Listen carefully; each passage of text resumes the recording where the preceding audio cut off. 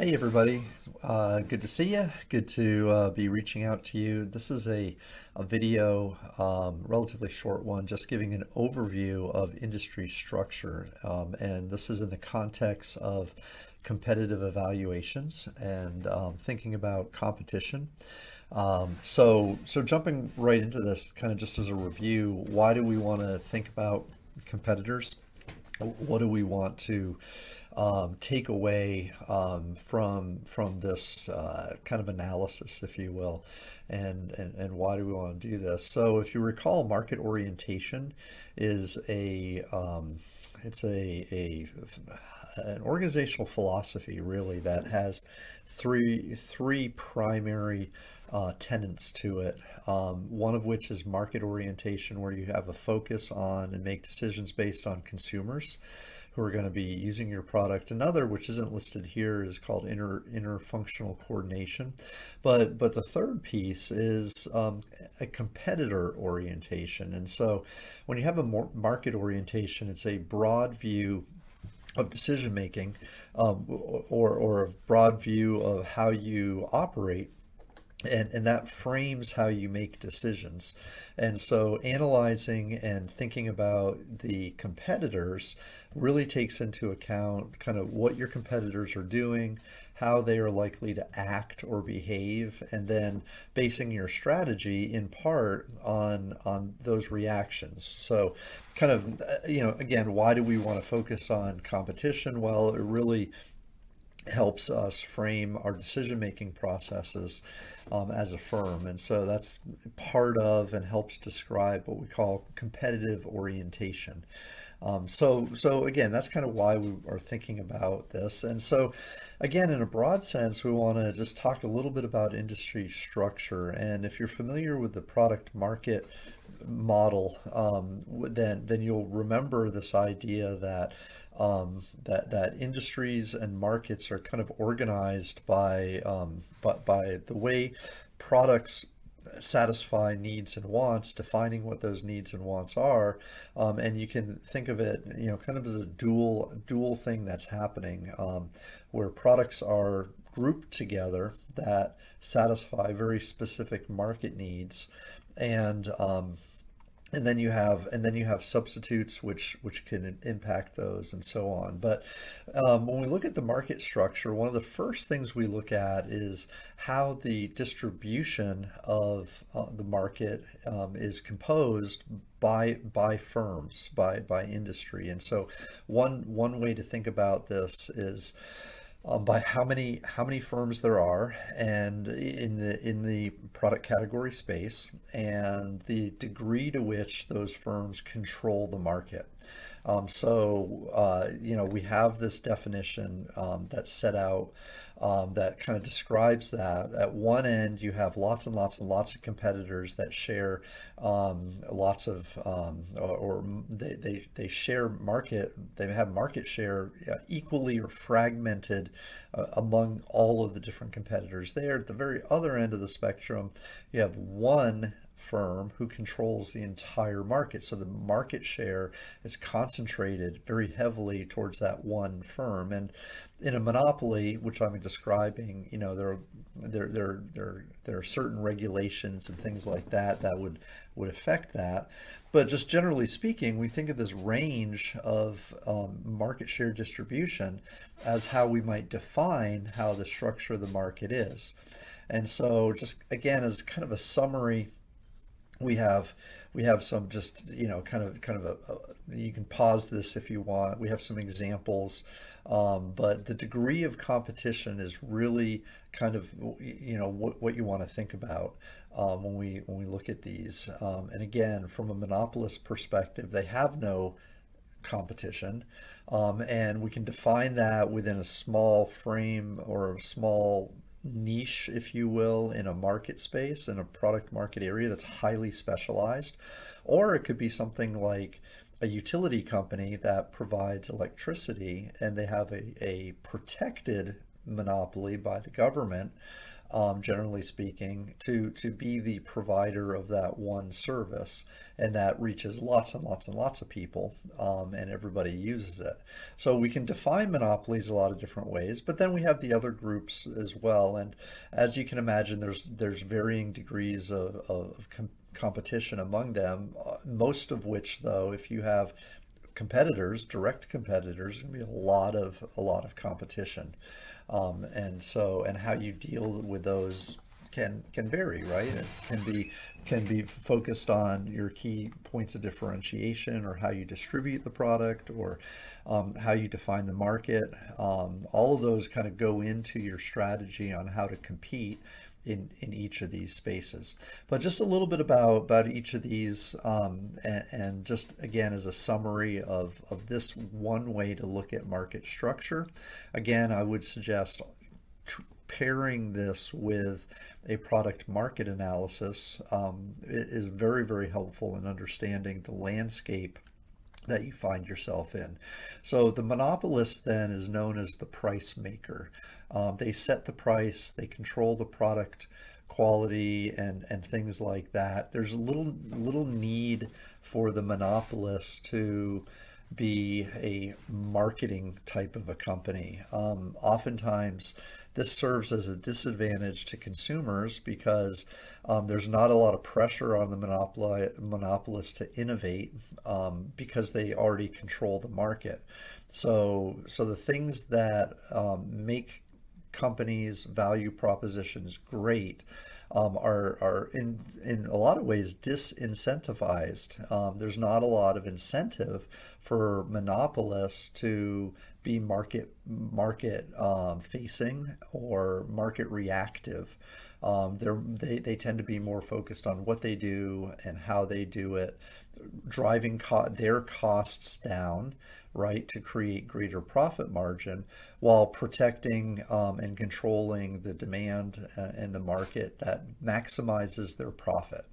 And that's one of the things that, one of the challenges again is the framework for a monopolist creates an anti-competitive environment, so other companies can't get into that market space, but it also disincentivizes them to improve with the lack of competition, due to the lack of competition, which would have otherwise benefited the consumer. So there are lots of reasons why monopolies are regulated and protected against. But if you are a company that can behave like a monopolist, then of course that serves you really well. Okay, oligopolies are ones where there's a very high profit or market share across a very small number of companies. Few companies would have this.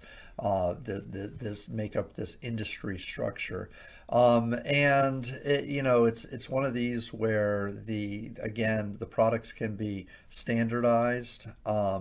It's difficult for one company necessarily to gain huge market advantages because these other companies closely match the offer that's being offered in that sense. And at the same time, customers can switch between these products, and there's just enormous competition with the shared market space. Now, it does make it difficult for newcomers or new entrants into the market. It's not inconceivable, but the market share that a new entrant's going to have is going to be pretty small. So a small specialized company might come in, they might gain 2 or 3, 4% of the market. But that doesn't really compare to the 15, 20, 25% of the market that the bigger companies that actually make up the oligopoly have. So sometimes you'll have like 3 or 4 firms that have like 80% market share among them, and then you'll have dozens of others that share a very fragmented amount of market share. But again, the power and the control of the market is largely held between these few companies. We want to be concerned about companies colluding and sharing control among themselves. That's one of those challenges that we may have with that. A special kind of space is something called monopolistic competition, and this is a unique area where you may have a product category. The one that comes out a lot would be restaurants or dining out or food prep services, where there are many, many different types of restaurants, many different types of places you could go eat dinner. However, within a specific genre of restaurant, you may be the only one or be the top one. So in a smaller community or in an average neighborhood, you may have 10 or 15 different restaurants, but there may only be one that features Thai food. So that Thai restaurant would be a monopolist within their niche, within their specialty, if you will. However, they're competing against a lot of other companies in that space. So it kind of makes for a very unique type of strategy position. You can at times attempt to take market share away from other close category competitors. So if you're that Thai restaurant, maybe you are competing against maybe some of the Mexican cuisine restaurants or Hispanic cuisine restaurants or whatnot, or other Asian restaurants. However, you're the dominant market share leader. If somebody would want a Thai restaurant, then you would hold that position and make your product work in that space. So again, this is kind of one where this is a great strategy. If you're in pure competition, if you're in a space where there's lots of pure competition, if you can create a distinction that you have sets you apart, distinguishes yourself from the others, you could form a monopolistic space within that very small market defined area. So monopolist, again, it's a very interesting strategic type of a play that a lot of companies do, especially if you find yourself in a space of pure competition. And when you're in pure competition, again, the definition here is you've got lots of firms that share a very fragmented market share. And so you might have 20 different firms, all of which have 4 or 5% market share, something like that, as opposed to a few where market share is concentrated. And one of the keys here is in pure competition, it's often because the product's a commodity or very easily copied. And so lots of firms offer it, and it's very hard to distinguish yourself and set yourself apart, which would then allow you to create a price premium and do all different types of fun things you can do in marketing. So one of the keys here then is to find ways to differentiate yourself, to move yourself and distinguish yourself as different and not a commodity. And then you can build a strategy around that. Where the monopolist is sometimes called a price maker, the pure competition firm is a price taker, where you have to accept the price because people will switch from your product to the others very, very, very rapidly, because again, they don't see a lot of distinction between your product and others. These profit margins are going to be really hard to obtain or be at least significantly different than your competitors. So anyways, each of these categories have pros and cons associated with them, but understanding industry by industry, what type of kind of the lay of the land is really what we're talking about here.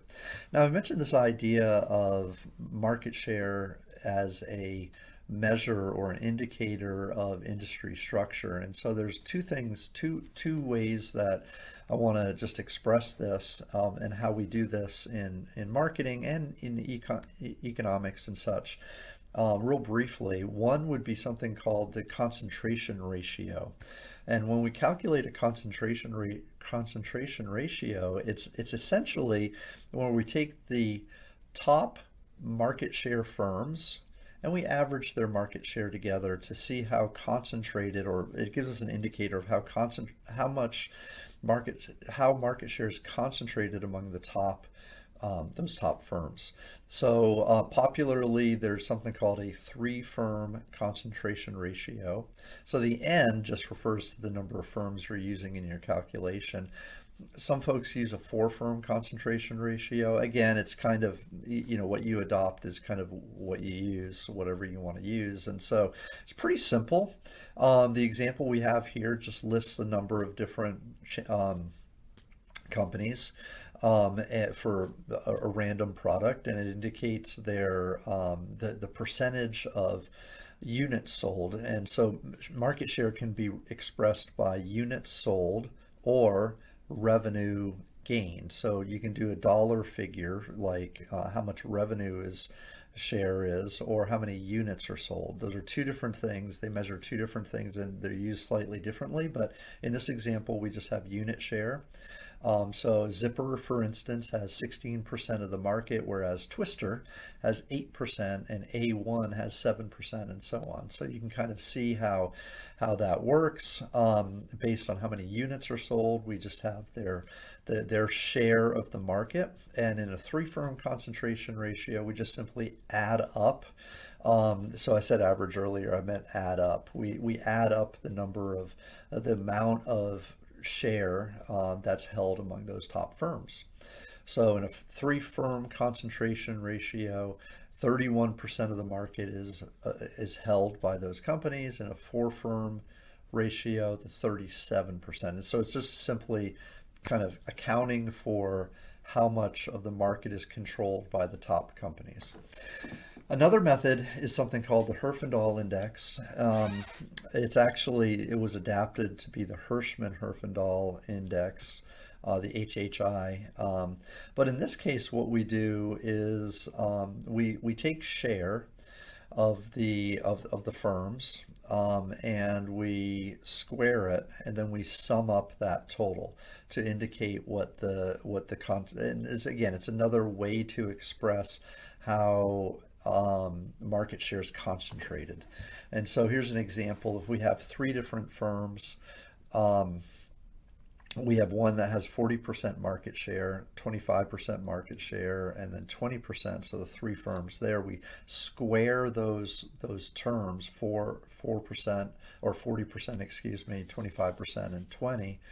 And then add those together. So the Herfindahl index is 0.26 for this particular industry. Now that's not particularly, we'd think this is particularly high, wouldn't we? And we might be concerned about that just because there are three firms, only three, so and this is an oligopoly clearly. And we want to think about that. Now, how it's used in practice is oftentimes by the Federal Trade Commission or agencies that are concerned with industry structure, especially when there are mergers and acquisitions. So that's where you're going to see this application. So here's example number 2. If two firms merged, then what would the resulting HI be or index be in the industry as a result of their merging of market shares? And so again, when two companies merge, they have to get approval from the government. And one of the things they do is they calculate what the impact will be on market structure after the merger. And so in this case, we only have two firms, or now after the merger, and the HI would jump up dramatically to 0.46, which is a huge jump. And so what the question will be is too much share concentrated among just two firms now, with one of which having 65% of the market? Probably yes. That would probably be the indicator that would be suggested there.